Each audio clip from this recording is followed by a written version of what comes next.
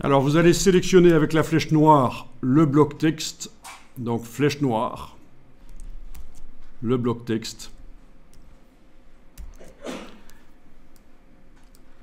Ici, dans la palette des outils, vous pouvez décider si vous modifiez la couleur du texte ou la couleur de fond du bloc. Donc ici, on va par exemple modifier la couleur de fond du bloc. On ne va pas double-cliquer sur l'échantillon, on n'est pas dans Photoshop, on a intérêt dans InDesign à utiliser la palette nuancier. Palette nuancier, c'est touche F5 sur le clavier, ou alors menu fenêtre, couleur, nuancier.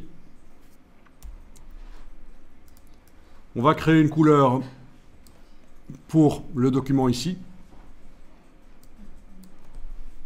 Alors, les images sont de type RVB, parce que ça fait 20 ans que Adobe dit que... Non, 20 ans, je me trompe.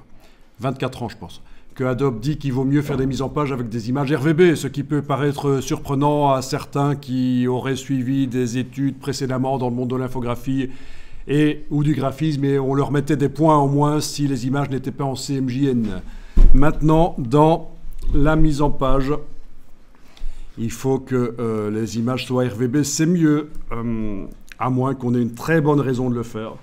Donc les images sont RVB, et pourquoi pas, les blocs couleurs peuvent également être RVB, et c'est au moment où on exporte le PDF pour l'imprimeur qu'on va faire la conversion. Donc ici, dans le nuancier, on va par exemple aller dans le menu ici de la palette nuancier, demander nouvelle couleur, et vous n'êtes pas obligé de vous limiter au CMJN, vous pouvez faire des couleurs vives, pourquoi pas. Bien sûr, à l'impression, ça va ternir, mais peut-être que la version affichée sur l'écran du magazine, la version disponible en ligne, aura des couleurs vives du coup. Je vous laisse gérer.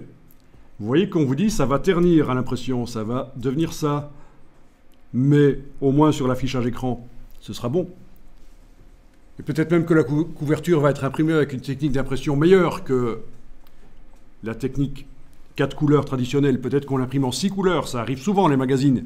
La couverture est en 6 couleurs et le reste du magazine en 4 couleurs. Mais bon, je ne vais pas m'étendre là-dessus. Quoi qu'il en soit, vous pouvez cliquer sur OK. Et voilà, la couleur est là dans le nuancier. Est-ce que tout va bien? Mais non, tout ne va pas bien. Enfin, quoi qu'il en soit, il est indiqué que c'est une couleur de type RVB qui sera reproduite sur le papier avec un système de tramage. Ce n'est pas une couleur genre Pantone, une encre spéciale, donc sur le papier elle sera tramée, c'est ça que ça veut dire. Mais il y a quand même un problème là. Allez, vous voyez pas le problème? Si je zoome là. La couleur que j'ai créée là, dans le nuancier, elle est vive, mais quand je l'utilise, elle est quand même un peu terne. Allez, j'essaye avec une autre.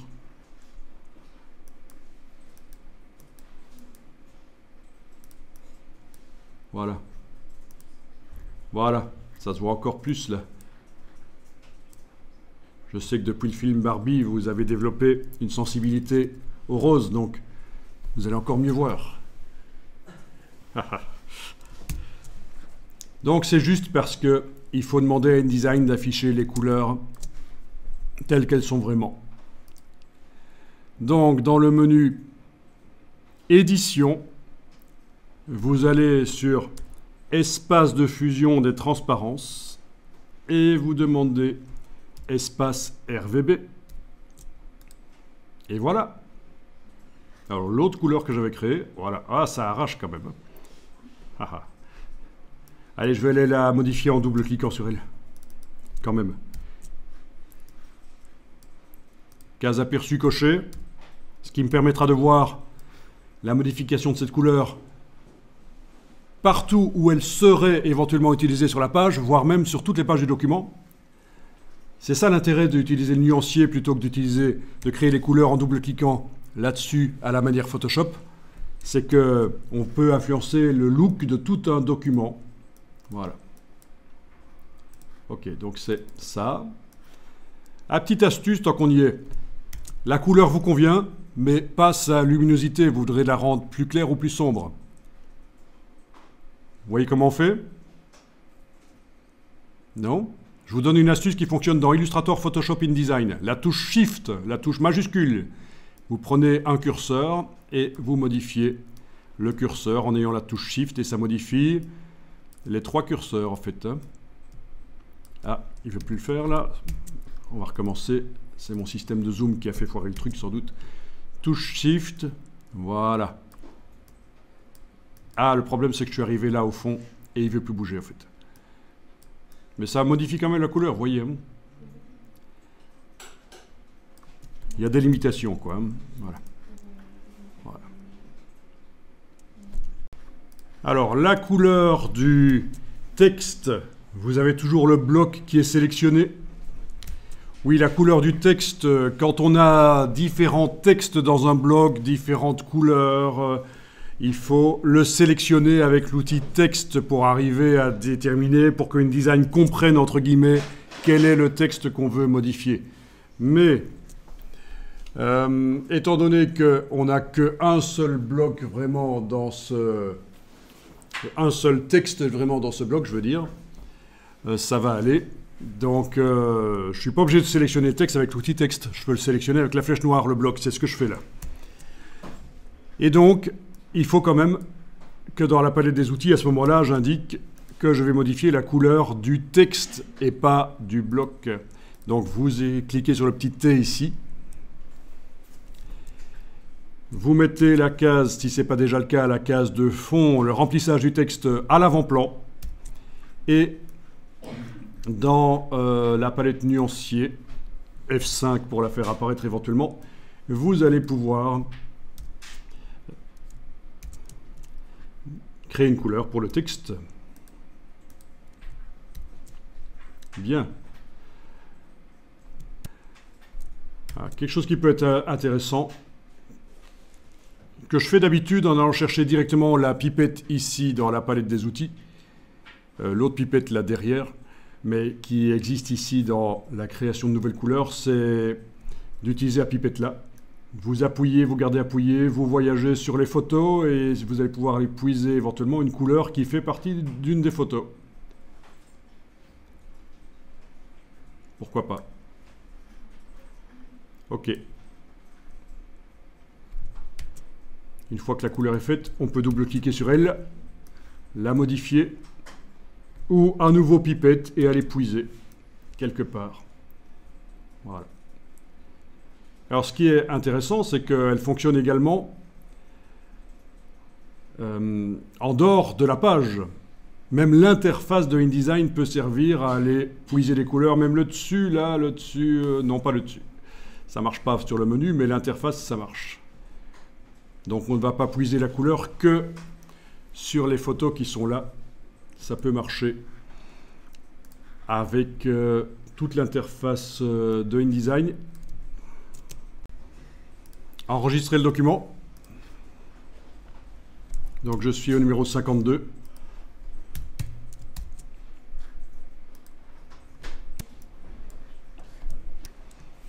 Alors zoomer sur le texte.